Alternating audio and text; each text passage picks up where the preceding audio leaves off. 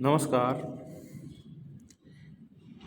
राजकीय महाविद्यालय बगरू के बीए प्रथम वर्ष के समस्त छात्र छात्राओं का स्वागत अभिनंदन। इस YouTube वीडियो में हम चर्चा करने वाले हैं मनुस्मृति में राजा के जो कार्य बताए हैं, यानी राज्य क्या कार्य करेगा, इसकी हम चर्चा करेंगे। साथ में हम ये भी चर्चा करेंगे कि मनु का जो राजा है वो किस प्रकार का है। तो मैं doctor Lakshmi Narayan, assistant professor राजनीति विज्ञान, राजकीय महाविद्यालय बगरू, आपसे चर्चा करूंगा मनु द्वारा वर्णित राजा के कार्य, राजा की प्रकृति, उसके निर्माण, इन सब को लेके। मूलतः मनु का जो राजा है उसकी उत्पत्ति का जो सिद्धांत है वो देवीय सिद्धांत है। मनुस्मृति के 7वें अध्याय में ये लिखा हुआ है कि राजा ईश्वर की सृष्टि है। राजा सूर्य, चंद्र, यम, कुबेर, इंद्र, वरुण, पवन और अग्नि, इन 8 सर्वाधिक महत्वपूर्ण शक्तियों, देवताओं या तत्वों से मिलके बना है। जब ये 8 श्रेष्ठ तत्व, जिनकी अभी हमने चर्चा की, सूर्य, यम, कुबेर, इंद्र, वरुण आदि समन्वित होते हैं तो एक राजा बनता है। और यही राजा विश्व का रक्षक है, पोषक है और समृद्धि कारक है। जिस प्रकार विभिन्न शक्तियां अपने अपने गुण विशेष के कारण पूरी सृष्टि के ऊपर शासन करती है, उसी प्रकार राजा भी अपनी इन शक्तियों की वजह से पूरे लोक के ऊपर, अपने राज्य के ऊपर शासन करता है। मनुस्मृति में लिखा है, ऐसा राजा इंद्र अथवा विद्युत के समान ऐश्वर्य करता होता है, पवन के समान सबके प्राणवत प्रिय और हृदय को जानने वाला होता है, यम के समान पक्षपात रहित न्यायाधीश होता है, सूर्य के समान न्याय, धर्म तथा विद्या का प्रकाश फैलाने वाला होता है, अग्नि के समान दुष्टों को भस्म करने वाला होता है, वरुण के समान दुष्टों को अनेक प्रकार से बांधने वाला होता है, चंद्रमा के समान श्रेष्ठ पुरुषों को आनंद देने वाला तथा कुबेर के समान कोषों को, राजकोष को भरने वाला होता है। इस प्रकार मनु ने अपने राजा को देव और दिव्य शक्तियों से युक्त किया है और यहाँ तक कहा है कि ये राजा चूंकि देवताओं का अंश है, इसलिए प्रजा यानी उस राज्य में रहने वाले जो नागरिक हैं वो राजा की शक्ति का अतिक्रमण नहीं कर सकते, क्योंकि वो देव पुरुष है। अगर वो अतिक्रमण करते हैं तो इसका गंभीर परिणाम होगा। मनु स्वयं चेतावनी देते हैं कि अग्नि के असावधानी से अगर हम उसको स्पर्श कर लें अग्नि को, तो जिस प्रकार हमें अग्नि जला देती है, उसी प्रकार अगर हम राजा के खिलाफ विद्रोह करते हैं या राजा के बारे में बुरा चिंतन करते हैं, तो राजा की जो अग्नि है, राजा की जो शक्ति है, वो किसी भी नागरिक को धन संपदा सहित उसके समस्त कुल को जला देती है। तो इस हिसाब से अगर हम देखें तो मनु का राजा है वो निरंकुश है। मनु स्वयं कहते हैं कि भूल के भी राजा का विरोध नहीं किया जाना चाहिए और हमें अनिवार्य रूप से शासक की इच्छाओं का पालन करना चाहिए, क्योंकि ईश्वर की इच्छा ही राज इच्छा के रूप में प्रकट होती है। तो फिर क्या राजा ईश्वर के प्रति उत्तरदायी है?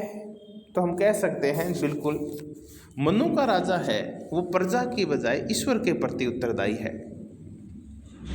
अब ये राजा क्या क्या कार्य करेगा, मनुस्मृति में ये भी लिखा गया है।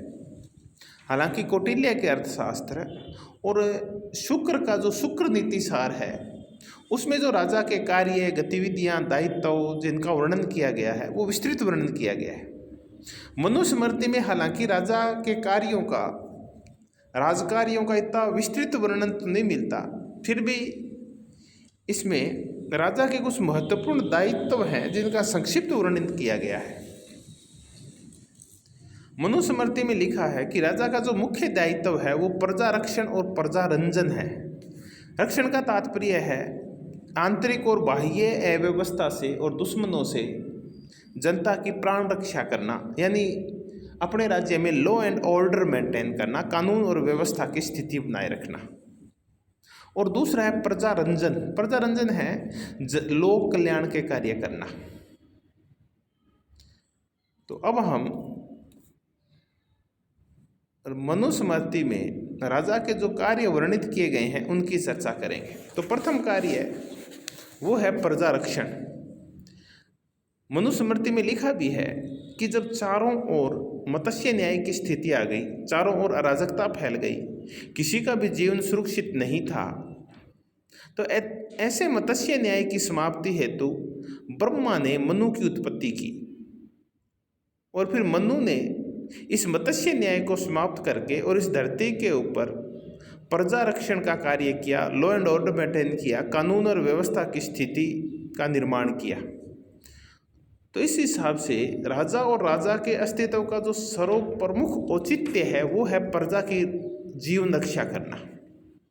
जब हम होब्स को पढ़ते हैं और होब्स का लेवियाथन पढ़ते हैं तो लेवियाथन की उत्पत्ति भी जीवन रक्षण के लिए हुई है, अपने प्रजा की जीवन रक्षा के लिए हुई है। तो इस हिसाब से मनु का राजा है वो भी जीवन रक्षा के लिए ही पैदा हुआ है। मनु कहते हैं कि राज्य के द्वारा जो आपराधिक प्रवृत्ति के लोग हैं उनसे प्रजा की रक्षा की जानी चाहिए। राजा दंड शक्ति का इस प्रकार प्रयोग करेगा कि शक्तिशाली व्यक्ति निर्बल व्यक्तियों पर अत्याचार नहीं कर पाएंगे। राजा राज्य में अनाचार, व्यभिचार, चोरी, डाका, हत्या आदि को समाप्त करेगा।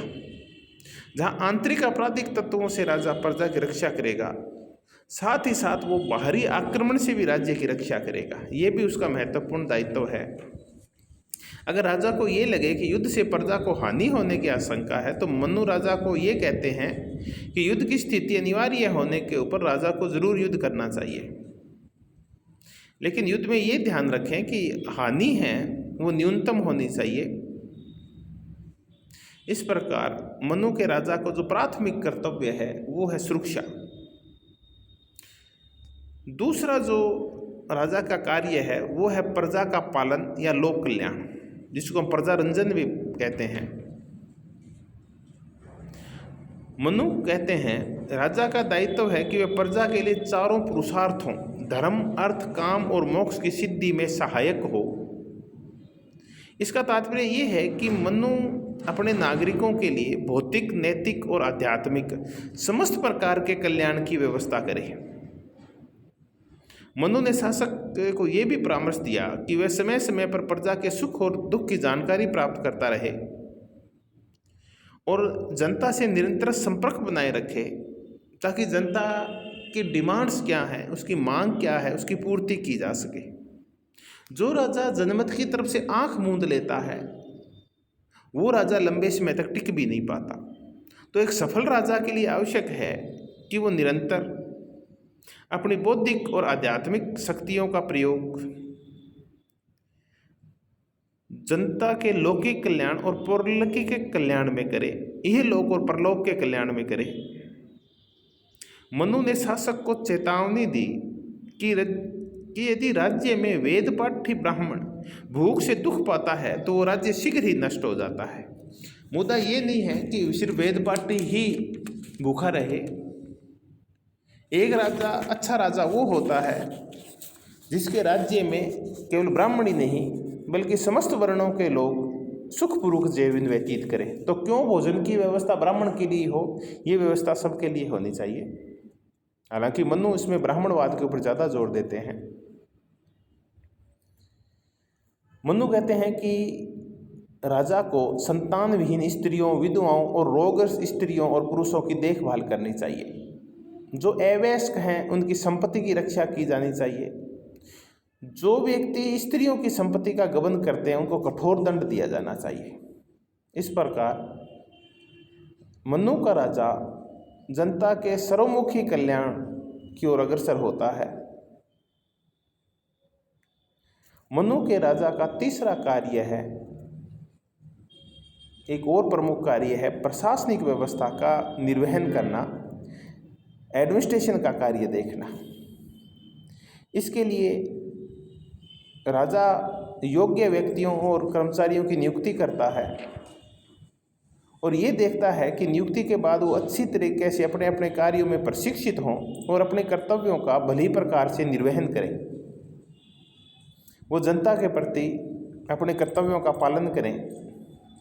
बीच बीच में राजा गुप्तचरों के माध्यम से ये भी पता करता रहता है ये अधिकारी निष्ठापूर्वक कार्य कर रहे हैं या नहीं कर रहे, कहीं भ्रष्टाचार में लिप्त तो नहीं है। अगर कोई अधिकारी या कोई सरकारी कर्मचारी या कोई प्रशासनिक पद पर बैठा हुआ व्यक्ति प्रजा को निश्चित रूप से परेशान करता है, भ्रष्ट है या धन लेता है, तो मनु कहते हैं कि ऐसे अधिकारी को राज्य से बाहर निकाल देना चाहिए। अगला जो कार्य है राजा का वो है अर्थव्यवस्था का संचालन और नियंत्रण। मनु के अनुसार जो अर्थ है वो अत्यंत महत्वपूर्ण है राज्य संचालन में। आर्थिक व्यवस्था और राजनीतिक व्यवस्था का घनिष्ठ संबंध है। प्रजा की भौतिक और आर्थिक समृद्धि के लिए कार्य करना राजा का परम कर्तव्य है। राजा का ये कर्तव्य बनता है कि वो कृषि और व्यापार के संचालन की उचित व्यवस्था करे और जितना कृषि का उत्पादन ज़्यादा होगा, व्यापार का संचालन जितना समृद्ध होगा और कानून संगत होगा, उस राज्य की संपत्ति और समृद्धि में उतनी ही ज़्यादा वृद्धि होगी।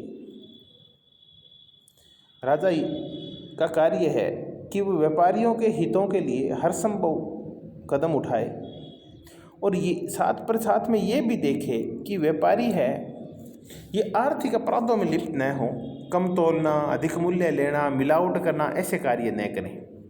तो ये राजा का कर्तव्य है कि वो उपभोक्ताओं की रक्षा करे।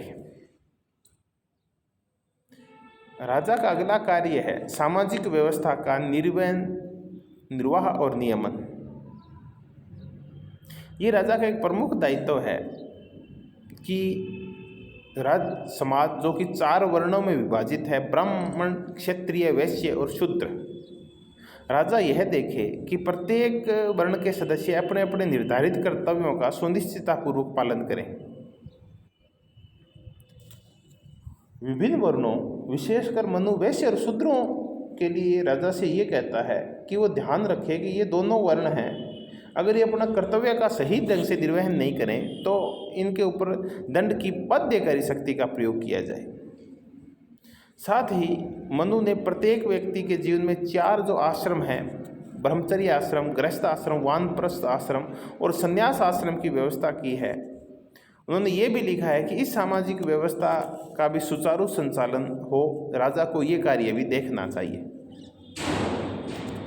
राजा का एक कार्य और है न्याय की व्यवस्था करना। राज्य की उत्पत्ति के संबंध में जब मनु ने लिखा तो उन्होंने ये भी लिखा कि राज्य विहीन अवस्था में मत्स्य न्याय की जो स्थिति थी उसके स्थान पर नीति एवं धर्म पर आधारित न्याय को प्रतिष्ठित करना ही राजा का परम कर्तव्य है। राजा का ये कर्तव्य बनता है कि वो धर्म और नैतिकता के ऊपर आधारित एक अच्छी न्याय व्यवस्था और कानून व्यवस्था की स्थापना करे। जहाँ भी रिश्वतखोरी हो, जुआरी हो, धोखेबाज हो, दुष्ट हो, ऐसे लोगों को कठोर दंड दे और ये देखे कि दंड में किसी के साथ किसी प्रकार का कोई भेदभाव न हो। मनु के राजा का जो अंतिम कार्य जिसकी हम चर्चा करने वाले हैं वो है परराष्ट्र संबंधों का संचालन, यानी विदेश संबंधों का संचालन। मनु ने परराष्ट्र संबंधों के संचालन में ये कहा है कि राजा का प्रमुख कर्तव्य है बाहरी राज्य उस पर आक्रमण नहीं करते, उससे अपने राज्य की रक्षा करना, दूसरे राजाओं से इस प्रकार के संबंध स्थापित करना कि राज्य की सुरक्षा सुनिश्चित की जा सके। इस संबंध में मनु ने राजा को अश्वमेध यज्ञ, विश्वजीत आदि यज्ञ करवाने का भी कहा है ताकि राजा है वो अपनी शक्ति का प्रदर्शन कर सके, विदेशी राज्यों को अपनी शक्ति प्रदर्शन से आतंकित कर सके, अपनी सुरक्षा सुनिश्चित कर सके, ऐसा ही राजा ने कहा है। तो ये थे मनुस्मृति में वर्णित राजा के कार्य, जिसे हम राज्य का कार्य क्षेत्र भी कह सकते हैं। और हमने ये भी देखा कि मनु का राज्य केवल सुरक्षात्मक राज्य नहीं है, नाइट वॉचमैन नहीं है जो सिर्फ रक्षा करता है, बल्कि मनु का राज्य आधुनिक राज्यों की तरह लोक कल्याणकारी राज्य भी था, जो जनता के चहुमुखी विकास और चहुमुखी कल्याण की व्यवस्था किया करता था। धन्यवाद, आप सबका धन्यवाद। आप मनोयोग पूर्वक मेरे साथ बने रहे। पुनः बहुत बहुत धन्यवाद।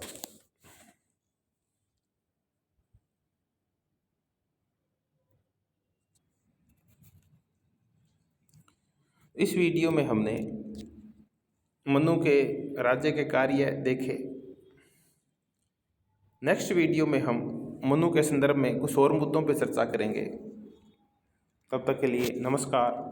आप सबका तहे दिल से धन्यवाद, बहुत बहुत धन्यवाद।